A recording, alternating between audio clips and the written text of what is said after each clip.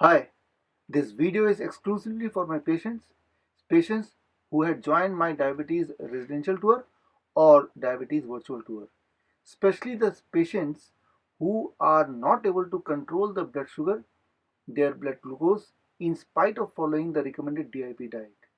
So, if you are the one who are still having a very high blood glucose level, in spite of following all my instruction, then you have to watch this video very carefully. When I say high blood sugar, I mean a blood sugar level more than 250 mg per deciliter or more than 13.5, 13.9 millimole per liter. If you are able to maintain your blood sugar less than 250 mg per deciliter or less than 13.9 millimole per liter, then it is a normal blood sugar, it is a healthy blood sugar. But in spite of following the DIP diet, if still you are having a blood sugar more than 250 mg per deciliter or more than 13.9 millimole per liter, then you have to watch this video carefully. I divide this video in two parts. Part 1 for those who are not on insulin, whom I did not recommend insulin. And part 2 is, of course, for those who are still needed to take some insulin, whom I have recommended insulin. First, I'll start with those who are not on insulin, who are not on medication, but they are just following the diet and still they have a high blood glucose level. Now, uh, uh, suppose I have recommended you out of the four type of diet you are already familiar with: tortoise type diet, rabbit type diet, frog type DIP diet, and golden frog type DIP diet. Let's say I have already put you on a frog type DIP diet and you are following the diet as per my advice, but your average blood sugar, average, when I say average blood sugar level, you may be remembering during the diabetes tour, I have explained you average blood sugar means you check the fasting blood sugar, you check the blood sugar before going to sleep, assuming that the last meal you had is at least 2 hours before going to sleep, the last blood sugar, add both the blood sugar fasting and the blood sugar just going to before sleep, add both of them, divide by 2, and the number which you get, you can call it average blood sugar. So uh, if you are on frog diet, let's say I recommended you to be on frog diet, you are taking frog diet, and I asked you also that every 15 days you have to check your average blood sugar. If you are checking the average blood sugar and if it is coming more than 250 mg per deciliter, this means that either you are not following the frog diet properly, you may be doing a little bit of cheating, you may be deviating from the rules as I explained, or you may be strictly following the frog diet and still the blood sugar is higher than 250 mg per deciliter. This means the frog diet is not suitable for you. It is not working as expected. So what you have to do? Remember the chart I gave you, the DIP maintenance diet chart. So as you can see on the screen, you have to follow the red and green arrow. A red arrow means you have to take which is pointing towards downwards. This means instead of frog diet, you must take the golden frog diet. Red arrow is for those whose blood sugar is more than 250 mg per deciliter. So this means if your blood sugar is higher than 250 mg per deciliter, the answer is very simple, that this diet is not suitable. The present DIP diet, you have to shift downwards. Instead of frog diet, you have to take golden frog diet. Those who are on rabbit diet already and still their blood sugar is higher, this means instead of rabbit diet, for some days they have to follow the frog diet. You have to keep on shifting down if you are not able to manage your blood sugar less than 250 mg per deciliter. Now let's say you are already in golden frog diet and you are following it very strictly, and even then your average blood sugar is more than 250. This means this golden frog diet is also not doing its work properly as expected, and it means with the diet you may be needing a little bit of medication. For that you may contact your nearest doctor or you can contact me. I can help you guide, but I can tell you, even if you reduce your blood sugar by taking a little bit of medicine, but that is going to give you a number, a satisfactory blood sugar number, which will give you a feeling that everything is good, but in reality medicine can give you good number but not good health. So, but as of now, in this present situation in this world, These are the only solution, that first you stick to the diet as much as you can, but still it is high, the blood sugar is high, then take the support of medicine little bit. So, and that is how it is. This means humanly you did your best by sticking to the diet, the best known diet which can control the blood sugar, that is golden frog diet. And if it is not happening in spite of that, or if you're not able to maintain that diet properly, this means you have to take little bit support of medication. That's all. Now this is a part for those who are on no insulin. Now the second part is for insulin dependent patient. Now here is the three steps. This is video is for insulin dependent patient who are already on golden frog diet and also taking the little bit of insulin as I recommended you during the time when you joined my virtual tour or residential tour. So here you have to follow three-step protocol. Step one. Step one is very simple. Uh, Along with taking the golden frog diet as strictly as possible, you take the recommended dose of insulin. When I say recommended dose of insulin, it means either number one, the amount of insulin which I recommended while you were going through the 3 days of tour, or the amount of insulin which currently you are taking. Whichever is higher, you take that amount of insulin. So along with golden frog diet, you are taking insulin, and now if the average blood sugar is coming more than 250 mg per deciliter, this means this diet and insulin together is not helping you to achieve the goal, achieve the normal blood sugar level. So what to do? Very simple. Step 2, go to the step 2.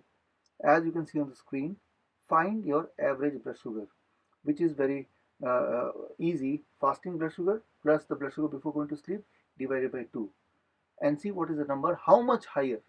If the average blood sugar is between 250 mg per deciliter to 300 mg per deciliter, that is 16.6 millimole per liter, if it is in between that, this means the insulin amount the next day you have to increase by 10%. Instead of taking, let's say I recommended you 10 unit of insulin, from tomorrow you will take 11 unit of insulin, and tomorrow also you will check the average blood sugar, that is fasting blood sugar and the blood sugar before going to sleep, and see how much is the number. If it is still not less than 250, if it is still between 250 and 300, this means even 11 is not suitable for you. You have to increase the insulin dose by 10%, approximately 10%. This means instead of 11 unit of insulin, 11 unit of, for example, I recommended you 10 unit of insulin. This means instead of 11, you have to increase it by 10%. Instead of 11, you can take 12 unit. So here, as you can see on the screen, you have to taper down or you have to increase the insulin dose based on the reference, as you can see on the screen. And the reference is very simple. If you are able to maintain a blood sugar between 150 mg per deciliter, that is 8.3 millimole per liter, to 250 mg per deciliter, then this is the optimum range. This means the amount of insulin which you took was perfect, and this means next day also you have to take the same amount. But if the average blood sugar is between 250 to 300, this means it is on a higher side. This means the amount of insulin which you took today, tomorrow you have to increase it by 10%. Let's say today you took about 10 unit of Lantus and 10 unit of Actrapid. So tomorrow you have to increase both of them by 10%. That means instead of taking 10 unit of Lantus, you have to take 11 unit of Lantus. Instead of taking 10 unit of Actrapid, you are taking 11 unit of Actrapid. So this kind of modification, this kind of adjustment you have to do on a daily basis. This means every day you have to check the average blood sugar. And let's say today's average blood sugar, which you will be able to check only by night, because in the morning you took the fasting blood sugar and in the night you took the blood sugar before going to sleep, and you added them, divided by 2, and let's say it came more than 300 mg per deciliter. This means more than 16.6 millimole per liter. So as you can see on step 3, as you can see on the screen, you have to increase the insulin dose by 20%. 20%. This means instead of taking 10 units of Lantus, you are taking 12 units. So whatever is the present insulin which you took today, you have to increase tomorrow when you take by 20% because your blood sugar was more than 300. Similarly, let's say a particular day you checked your average blood sugar and it came less than 150 mg per deciliter or less than 8.3 millimole per liter. This means today the amount of insulin which you took was more than required. So tomorrow, when you decide to inject insulin, you have to reduce the dosage by 10%. So as you can see on the screen, the scale, how to taper down, how to increase or decrease or adjust the insulin is very clearly uh, you can see. So by choosing this formula, by sticking to this rule, you will never land up in a very high blood sugar, right? So always you have to keep on increasing and decreasing the insulin dosage based on your previous day's average blood sugar. Here the important point is you have to keep on sticking to the golden frog diet, and sometime in case of infection, in case of fever, viral fever, etc., or in case not able to follow the golden frog diet, in case of any outing, you may not be able to control or get the good outcome, good blood sugar level. In those days, it is even more important to check the average blood sugar, and based on your average blood sugar, you are able to decide what will be the approximate insulin dose for tomorrow. So by following this protocol, you can protect yourself from getting into a very high blood sugar or a very low blood sugar. You must remember that diabetes, high blood sugar may be bad, but low blood sugar is worse. So to escape from the danger of very low blood sugar and to escape from the danger of very high blood sugar, this protocol is something which can keep your blood sugar within range. This means you have two tools with you. One is the food to control your blood sugar, and other is supporting temporary for a temporary period is the insulin amount.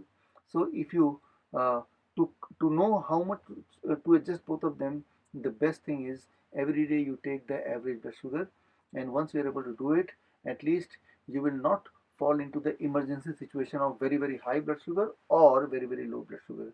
So I recommend you to watch this video at least 2-3 times so that you are very clear about it, that how to take insulin. Taking insulin and calculating a correct dose of insulin is also a science and art as well. So you watch this video carefully once again so that you're clear in your mind what you have to do. So, and the reference point is average blood sugar, number one, and number two reference point is your HbA1c. So, after following this protocol, every 3 months you have to check your HbA1c, and if you are able to manage your HbA1c less than 8.4, then this means you have managed well. But if your HbA1c crosses 8.4 percentage, this means still your blood sugar was on a higher side. So you have to think of either following the golden frog diet very strictly.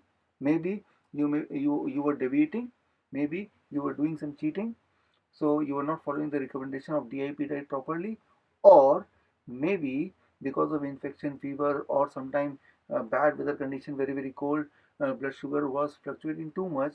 So this means you have to decide to increase the insulin dosage. And whenever you are increasing the insulin dosage, if you are the one who are on both kind of insulin, fast acting and long acting, first prefer to increase the long acting.